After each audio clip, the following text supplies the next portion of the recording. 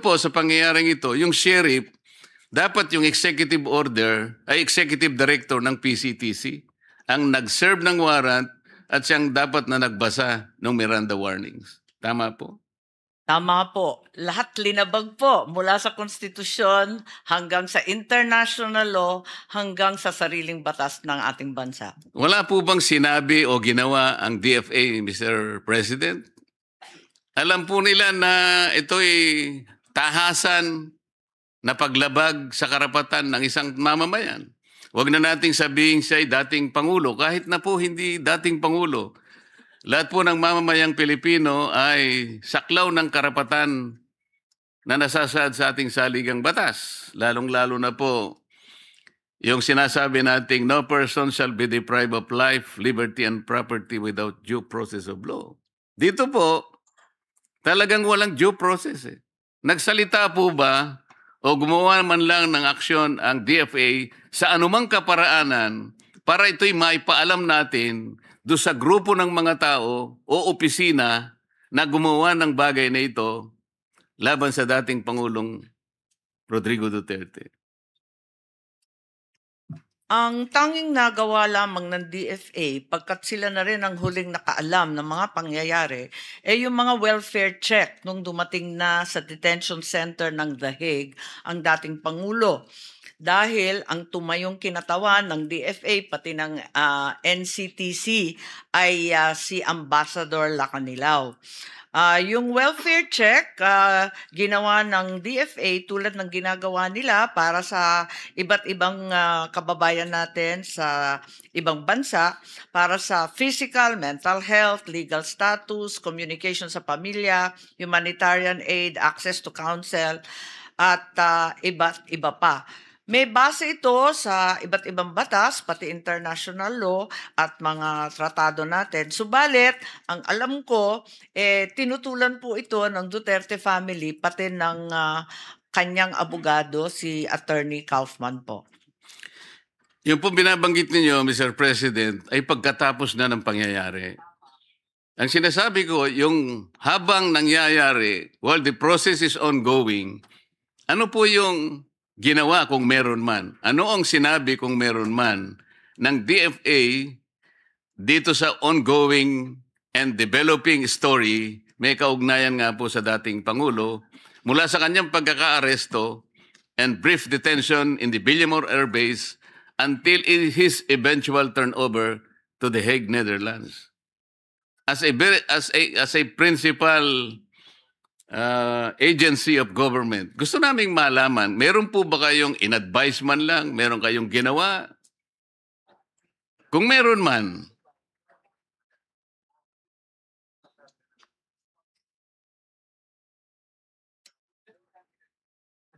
yes, sa pakikinig ko sa DFA, hindi nila nabalitaan itong mga pangyayari, kundi tulad natin, nakatutok lamang sa telebisyon at sa radyo hanggat tapos na ang lahat.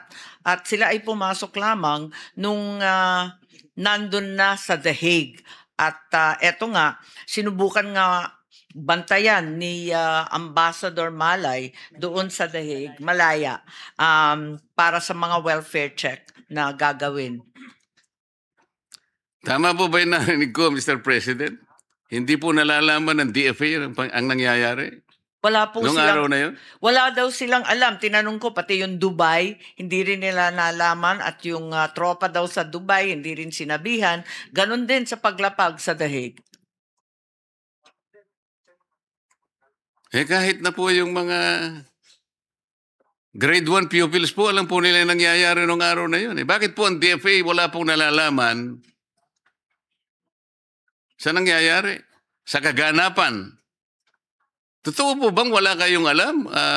O may nalalaman kayo, ayaw nyo lang makialam, natatakot kayo, nag-aatubili kayo, nag-aalala kayo? Kasi kung ganun po ang ating behavior, hindi po tayo nakagaganap ng tungkuling inaasahan sa atin ng ating mga mamamayan. ang Department of Foreign Affairs po may malaki ang kinalaman dyan sapagkat magta-transport kayo, magta-turn over kayo ng isang mamamayang Pilipino, nagkataon na dating Pangulo ng Republika ng Pilipinas, wala kayong nalalaman, hindi nyo alam ang nangyayari. Paano maniniwala ang tao sa inyo, Mr. President? Siguro hindi tama yung unang sinabi kong hindi nalalaman kasi tulad nga ng sinabi, nakikita naman sa telebisyon at sa radyo. Subalit, sila'y nanonood lamang pagkat ang totoo, linihim ang mga pangyayari ito. Di ba po, binanggit ni Secretary John Vic Remulla na ito ay group effort ng iilang katao lamang. At sila-sila lang ang nag-uusap. Hindi naman na dinamay ang DFA, hindi naman sinabihan yung mga ibang dapat na nandun, yung National Transnational Council at Transnational Crime Council. Hindi naman sila sinabihan eh. Iilan lang talaga ang napiling nandun. Nakakatuwa pa nga dahil yung Villamor, kung tutuusin, talagang Air Force facility. Pero ang nag-take over yung PNP at naging caterer na lamang yung Air Force. Hindi rin daw nila alam. Sana ay magkaroon kayo ng magic, Mr. President. Mapaniwala ninyo ko doon sa ganong kababaw na pangangatwiran na talagang hindi nila alam. Palagay ko po, alam ninyo, ngunit nag-aatubili talaga kayo eh. Kahit na hindi po kayo officially informed, inintay po ba nyo yung merong magsabi sa inyo officially? O, kailangang makialam kayo rito. O ano bang posisyon nyo rito? Pagtulungan natin ito para sa ganon ay maayos nating maproseso lahat ito nang walang masasabi ang mamamayan. Wala ba kayong ganong katungkulan na makialam kayo? Ano ba kayo, yung kailangan lang may mag-notify sa inyo kahit nakikita ninyo na maaaring may batas na masasagasa dyan, dadalhin ng isang tao sa ibang bansa. Meron ba siyang visa doon? Sino ba ang sasama sa kanya? Bakit ang sumama sa kanya ay tao ng SETC? This is the Special Envoy on Transnational Crime. Hindi siya yung PCTC. Bakit siya ang sumama sa dating Pangulo, hindi yung Executive Director ng PCTC? Hindi nyo ba alam yun? Opo. Alam din naman na balitaan na rin siguro ng DFA, subalit tumatalima sila dito sa kanilang mandato na tutulong lamang sila sa executive. Yung kasi ang nakasulat sa batas, sa Commonwealth Act 732, RA 708, 7157, na siyang nagbibigay buhay sa DFA. Advise and assist the President in planning, organizing, directing, integrating, evaluating foreign relations. Yun lang po. Sa pakiwari nila at sa pagkaalam nila, hindi sila sinabihan o pinasama dito sa group effort na sinasabi ni Secretary Remulla. Masyado namang napaka-parokyal po nung tinuntun po ninyong argumento, Mr. President. Mas mataas pa po ba sa Constitution po yung sinasabi ninyong pinanggagalingan yung legal basis? Ang sinasabi po sa Constitution, dapat magkaroon ng due process ang isang mamamayan, lalo na kung ang pinag-uusapan ay yung kanyang buhay, yung kanyang kalayaan, at ang kanyang mga tinatangkilik. Yun po yung fundamental provision. Dadalhin nyo ang isang mamamayan doon. Hindi po ninyo naisip na kasangkot kayo roon. Meron kayong responsibilidad para sa ganon ay madinig man lang kayo. Sapagkat meron kayong kaugnayan sa pangyayari at sa mangyayari do sa tao na kanyong dadalhin sa ibang bansa. Tama po? Yes, ang problema, Mr. President, Majority Leader, Senator Marcoleta, ang problema talaga yung mismong ahensya na siyang binigyan ng tuntunin na ipagtanggol ang due process at ang karapatang pantao ng bawat Pilipino ang siyang lumabag sa batas at sa ating konstitusyon. Sana yung DOJ ang gumawa po niyan. Hindi po yung DFA ang maari nating sisihit sa pagkakataong ito. Mr. President, gusto ko pong linawin na hindi ko po sinisisi ang DFA. Ang totoo niyan, ang gusto ko po sanang sabihin, kung halimbawa man lang ay pumagitna sila, kahit ano man lang ang nai-contribute nila, baka sakaling hindi ganun ang nangyari. Kasi kung ipapamahala mo sa DOJ, kagaya po ng nangyari, by hindsight, makikita ninyo, the one that headed the DOJ, now ombudsman, siya pa yung promotor ng Bend the Law. Kaya hindi na po ako nagtataka ganun na nangyari. Kaya ganito po yung aking sinasabi ngayon. Baka naman, dahil sa inyong pamamagitan, maisip naman ng mga taga-DOJ at taga-DILG at kung sino pa ang ehensiyang sumama dyan. Oo nga naman, may katwiran ng DFA. Anong malay nyo? Baka yung isang bagay na sasabihin nyo, baka yun ang nakapagpabago ng mga pangyayari. Di ba, Mr. President? Madam Sponsor? Bakit mas gumanda ka ngayon? Ako talaga. Senator Marcoleta, walang magawa. Maraming salamat po. At yun din ang sabi ng DFA, pag-aaralan po nila ang abot kaya ng kanilang mandato at itutuloy-tuloy po ang welfare check kung hahayaan ng pamilya at abogado. O sige, nabanggit nyo rin lang yung welfare check na yan. Sino-sino ba yung nag-initiate ng welfare check? At bakit naman bigla nyong naisip? Yun ba ay dahil nga sa pagsisisi ninyo, hindi kayo nakapagsalita nung una at ngayon ay bumabawi kayo? Yung embassy staff, pangkaraniwang pumupunta sa konsulado, pumupunta at gumagawa ng consular welfare checks sa iba't ibang Pilipino na nakukulong sa ibang bansa. Yun nga, yung physical and mental health, tapos kung minsan, kung maaari, nagdadala sila ng psychiatrist, psychologist, doktor o nurse para makita, at abogado kung sakali wala silang abogado. Ang nakakapagtaka po ron, Mr. President, nung gumawa ng welfare check, kung talagang nangyari nga ang welfare check, yun po yung panahon na napabalita na sinisikap ng mga partido dun sa ICC kung ano yung kalagayang pangkalusugan ng dating Pangulo. May nagsasabi kasi na meron na siyang cognitive impairment, kung ano man yon. Bakit doon lang kayo nakapag-isip na kailangan palang puntahan? Sino-sino po ba ang mga personalidad that constituted that welfare check group? Ang sabi po ng DFA, pag dating mismo ni Presidente Duterte sa The Hague, pinuntahan na nila sa ICC Detention Facility. So pumunta sila 24 July, tapos bumalik ulit nung 9 September para siguraduhin na okay siya. Pero yun nga, ang balita, kinakailangan muna sabihan ng pamilya kasi akala nila talagang sinusugod sila pati yung abogado kinabahan. Kung July po yun, malayo po yun. Kasi Marso pong dinala ang dating Pangulo sa The Hague.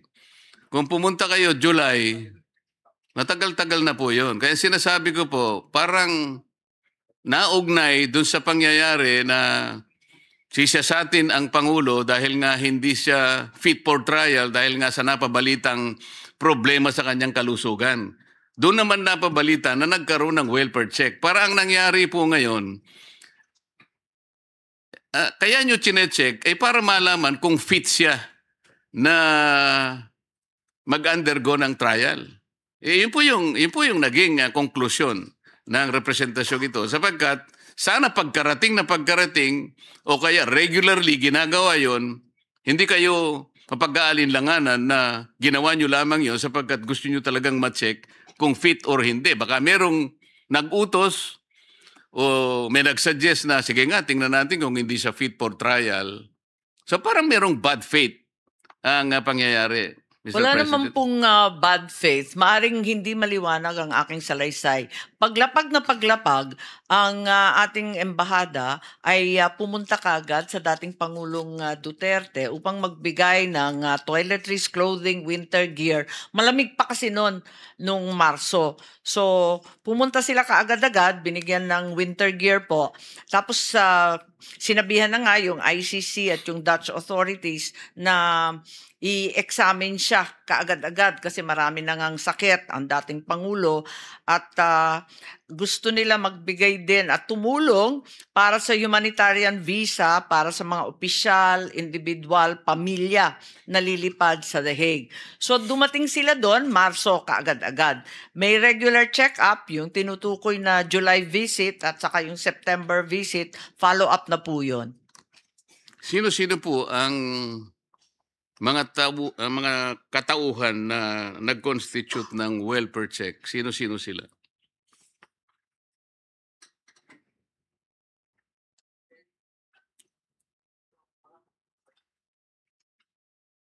Ang pumunta po yung First Secretary Osias, tapos yung Vice Consul pumunta at sila na rin ang bumisita sa pagkatapos. Walang doktor po? Paano po naging welfare check yun? Wala palang doktor. Yung welfare check ng DFA ay para lamang sa mga basic needs, toiletries, winter gear, palibasa malamig pa nun, ganun lamang. Samantalang yung ICC detention facility, meron naman silang medical access at pinupuntahan ng doktor at linabas pa nga nung una si Presidente Duterte at inexamine sa ospital at binigyan na rin ng mga gamot. Pwede po bang malaman kung nakausap ang dating Pangulo ng mga taong pumunta roon at tingnan nga yung kanyang welfare? Nakausap po ba siya? At kung nakausap siya, ano naman po yung sinabi niya?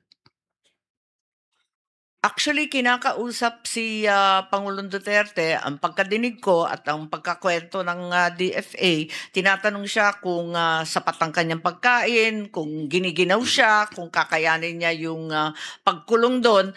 At ang problema, kahit hindi niya makain yung pagkain sa loob, hindi naman sila yung embassy at yung konsulado hinayaan magdala ng Filipino food. Yun ang problema dahil pinagbawal po yun.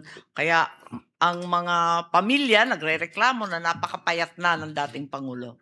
While you're there at that topic, can you ask the DFA if they have news about the breaking news now that former Secretary Harry Roque has been arrested in the Netherlands? It's in the news. Check it out if it's fake news or whatever. While it's in the breaking news, Mr. President, the DFA is still in the process of verifying as they've had no information from the Netherlands.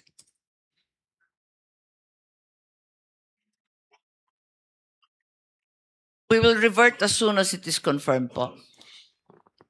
May I continue, Mr. President? Yes, please continue, Your Honor. So, yung welfare check group, nakita nila na yung pagkain ay hindi yun ang gustong kainin ng former president. Pwede po yun kasi alam naman natin, mga Pilipino tayo, meron tayo talagang local food talaga na hanggat maaari ay kahit hindi palagi, kahit paminsan-minsan lang yun ang nakakain natin. Hindi po ba nyo na ipakiusap sa kung sino man ang dapat kausapin do sa kanyang kinapipiitan na payagan nyo naman kumain ng ganito? Siguro kung hindi nyo kayang lutuin kasi paksiw ang gusto niya, hindi nyo naman alam kung ano yung paksiw, pwede bang payagan nyo yung isa na magdadala niyan? Ba't hindi nyo po sinabi yun? Paano po naging welfare kung hindi nyo man lang naipakiusap? Pagkain po ito eh. Ito po ay magsusustain sa kalusugan ng Pangulo eh. Kapag ka po yung pagkain, Katulad ko po eh. Ayoko po ng mga pasta-pasta eh. Mga, ewan ko po, siguro pansit okay sa pero yung pasta hindi ko kinakain. Ito po dapat ang ginawa ninyo eh. Ipinakiusap ninyo eh. Kasi kung hindi niya makakain yun, ay talagang papayat yung tao. Tama po, Mr. President? Yes, Mr. President, yan na nga ang rinereklamo pati ng pamilya kasi pinagbabawalan ng matindi nung detention facility yung pagpasok ng anumang pagkain mula sa pamilya, sa mga OFW na sangkatutak na kalderon dinadala doon kung tutuusin at mismo yung mga embassy. Ang totoo, isang buwan bago makapag-schedule ng welfare visit pati ang pamilya at kapag na-late, talagang yung isang oras mo ay babawasan ng oras na na-late ka. Mismo tayo po, Senator Marcoleta, pinagpilitan natin, mabisita ang dating Pangulo, hindi tayo pinapapasok. Talagang napakahigpit po nila. Mabuti na sabi mo yan, Madam Sponsor. Ayoko na sanang banggitin yan. Totoo po yan eh. Ako po nakiusap sa ICC. Meron po silang formularyo. Ito po, naririnig ng DFA. Online po yun eh. Pagkatapos niyong ma-fill up ang request ninyo, you will be given 15 days within which to wait kung na-approve po ang inyong application or not. So pinagtiyagaan ko po yun, Mr. President. Optimistic as I am, kasi po yung nakakuha ko pong airfare ay kailangan umalis ako on the 14th. Iniisip ko naman na tama-tama lang. At ako po, optimistic ako na pagbibigyan ako. Dahil sinabi ko lang naman po ron, kahit na ilang minuto lamang po, gusto ko lang makausap yung dating Pangulo because I wanted to personally thank him doon sa ginawa niya pong pagsuporta sa akin. Siguro naman po, hindi niyo ako masisisi na maging optimistic sapagkat kahit sino sigurong klase ng tao sa balat ng lupa, tatanggapin niya yung argumento na gusto mo lang magpasalamat ng personal. Sinabi ko naman po doon eh, I campaigned for the Senate at ito naman po ako ay hindi biro-birong endeavor. Napakalaki po ng kanyang nagawa sa aking palagay kung bakit narito po ako ngayon sa Senado. Ito po yung masakit, Mr. President. Dahil wala po akong contact doon sa ating ambassador sa The Hague, sa Netherlands, nagpatulong po ako doon sa ating kaibigan na ambassador din, hindi ko na po babanggitin ang pangalan. Tinext ko po siya, affirmative naman po kanya, o sige, paaabot ko yung ang iyong gustong ipaabot sa ating ambassador sa Netherlands. Sabi ko, paalis na ako. Hanggang sa ako po ay nakarating doon, nag-text po uli ako, nandito na ako. Sana matulungan man lang ako kasi hanggang ngayon, hindi ko po nare-receive po yung advice ng ICC kung makikita ko ang dating presidente o hindi. So, nagtiyaga po ako ng 2 araw hanggang sa pangatlong araw. Ang sinabi lamang po nung kaibigan kong ambassador, talagang mahigpit pala. Ang pinapayagan lang, Mr. President, ay mga family members at saka yung kasama sa legal team. Ang sabi ko po sa text message, kaya nga po nandiyan kayo eh. Kaya nga pong tawag sa inyo, diplomat eh. Sa mga ganitong pagkakataon, we rely on your assistance. I am helpless. Nagpunta lang ako dito, hindi ako mamamasyal dito. I have only 4 days. Gusto ko lang siyang makita. Kung ayaw nila akong palapitin sa kanya o makausap ko siya, makawayan ko lamang siya. Hindi ba ako reasonabling request ito? Alam po ninyo, Mr. President, hindi man lang ako. Parang wala tayong ambassador sa Netherlands. Ganun po ba ang kalagayan ng isang Pilipino? Alam po nyo, ang pakiramdam ko nung araw na yon, at ngayon ay lalo kong nai-internalize po ang problema ng ating mga OFWs. Pagka nagkaroon sila ng problema na sila na lang harap doon, inaasahan po nila, Mr. President, that somebody will assist them. Kasi nandun sila sa malayong lugar. Kahit po pala isang senador. Hindi man lang ako kinausap. Pwede naman niya akong kontakin. Kontakin niya yung ambassador na kinausap ko. Kahit hindi niya ako puntahan personally, makausap ko lang siya. Pero wala po akong narinig mula sa kanya. I did not feel that I am a citizen of our republic. Ganun po ba ang treatment ng isang ambassador, Mr. President? Hindi po at nakausap po ba ninyo si Ambassador Ed Malaya? Classmate rin po namin ni Secretary Tess Lazaro yun eh. Matulungin po yun. Ngunit ako, linapitan ko talaga siya. Nabigo pa rin ako. Wala siyang nagawa sa totoo lang.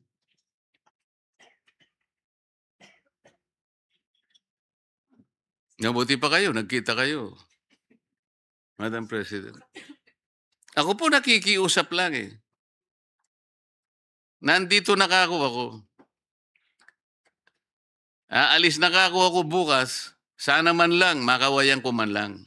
Meron ba siyang magagawa? Wala. Ni text po wala eh. Sana man lang tinawagan ako. Baka sakali pong kahit papano hindi na ako nagkwento ng ganito rito. Pero kapag nakaharap po sila sa Commission on Appointments, Mr. President, ito, totoo po ito. Ilang beses ko pong nakaharap ang karamihan sa kanila. Habang sila'y nagpapakonfirm po. Talaga pong kulang na lang na... Yun po yung sentimiento eh. Kaya ko po kinukwento lahat ng ito. Mula po sa pagkakahuli sa kanya, pagkaka-detain at pag-transport, wala po lahat sa batas eh. Illegal lahat, irregular lahat. Hanggang ang kanyang pagiging akusado o respondent in The Hague. Gusto ko pong malaman sa DFA ngayon, nung tayo po ay mag-withdraw sa Rome Statute,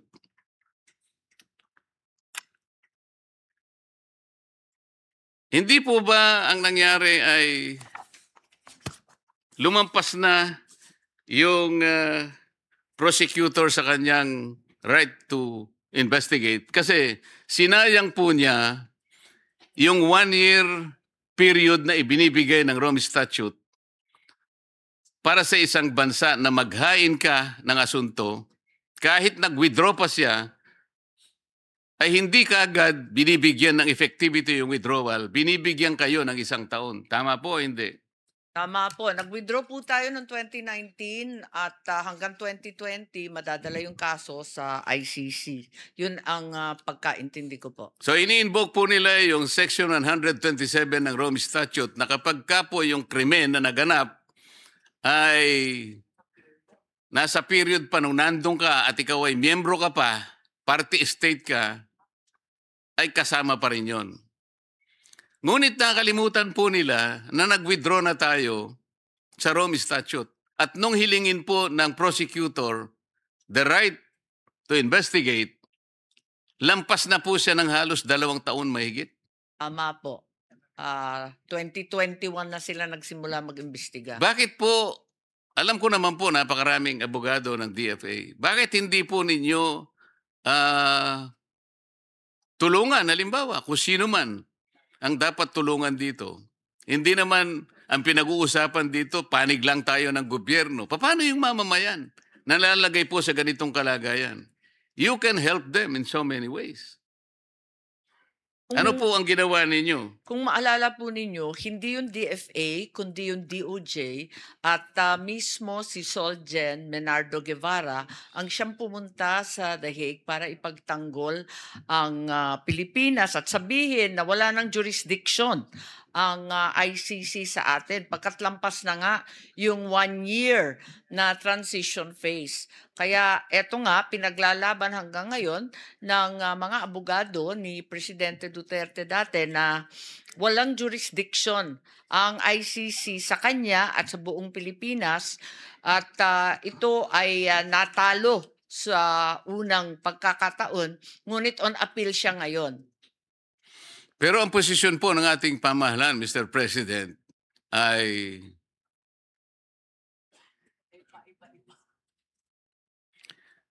paiba-iba na nga, wala pa sa lugar. Ang tinatanong ko po ngayon, dahil ang posisyon ng gobyerno ay ganito, na ang nangyayari po, lahat po ng ahensya ay sumusunod kung ano yung posisyon ng pamahalaan. So kahit na po kaya niyong tulungan ang isang aggrieved citizen, kagaya po ng pinipilit natin ngayon, ay hindi po kayo gagawa ng initiative. Lalo na kayo po ang mag-i-initiate ng mga argumento na papanig sa kanyang karapatan. Tama po ba yung assumption na yun, Mr. President?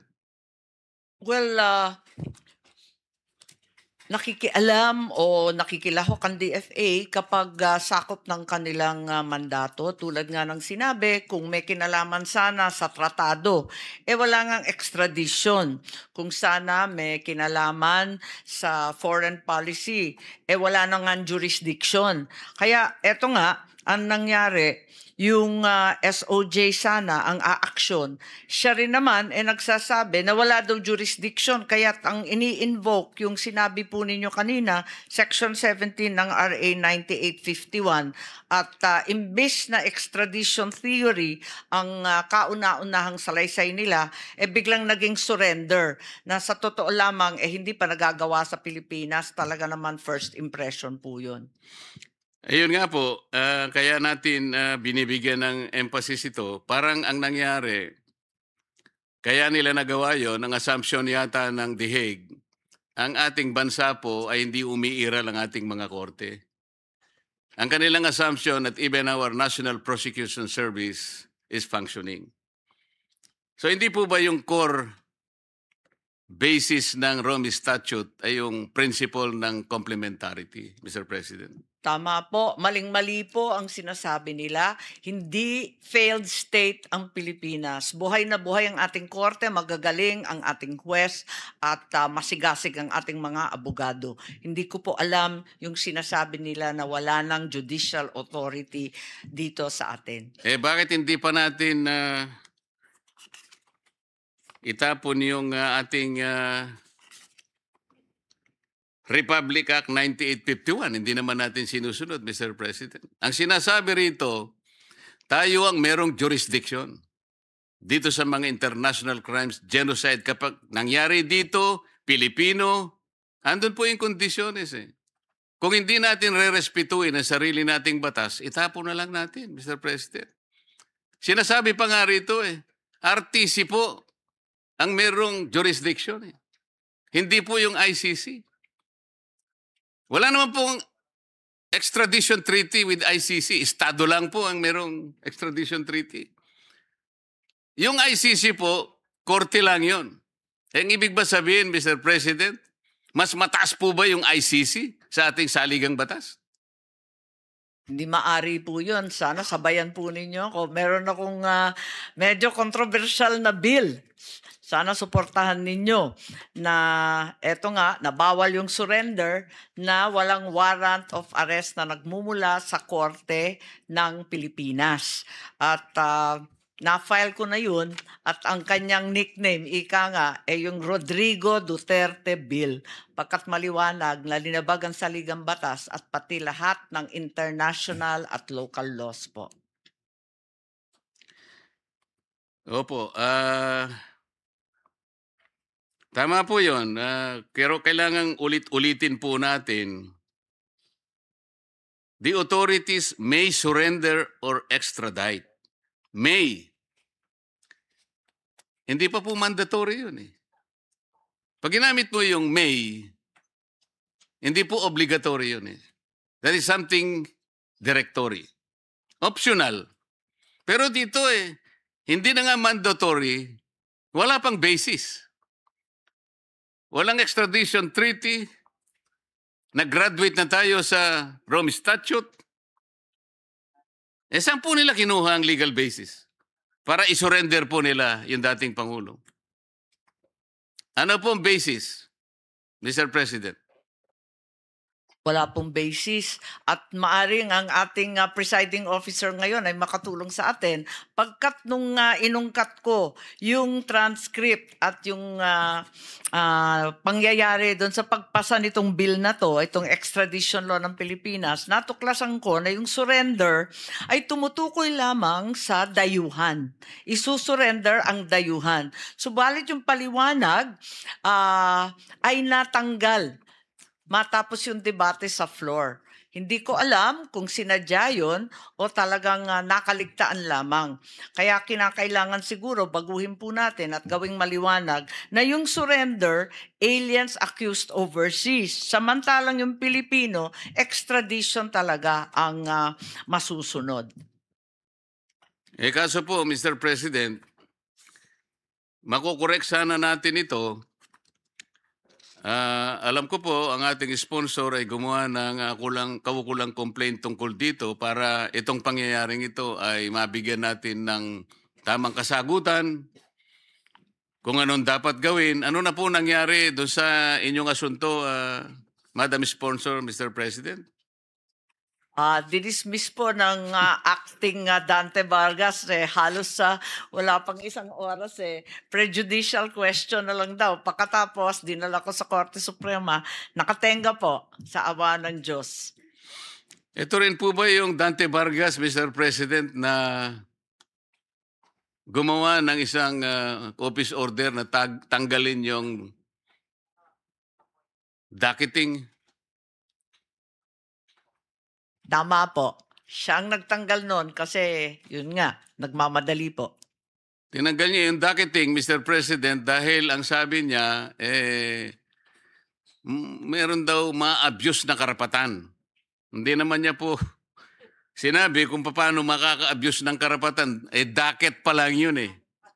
Hindi niya naisip na pag inalis mo yung docketing, lalo namang ma-abuse ang maraming karapatan. Kasi kapag inalis mo yung docket, nawawala na po sa pagiging aktibo ang isang kaso. Sa makatwid, kung ikaw po humihingi ng clearance at inalis po yung docket mo, makakalibre ka na. Dahil makakabigay ka ng clearance. At yung clearance naman na yon ay merong na benefit. Tama po?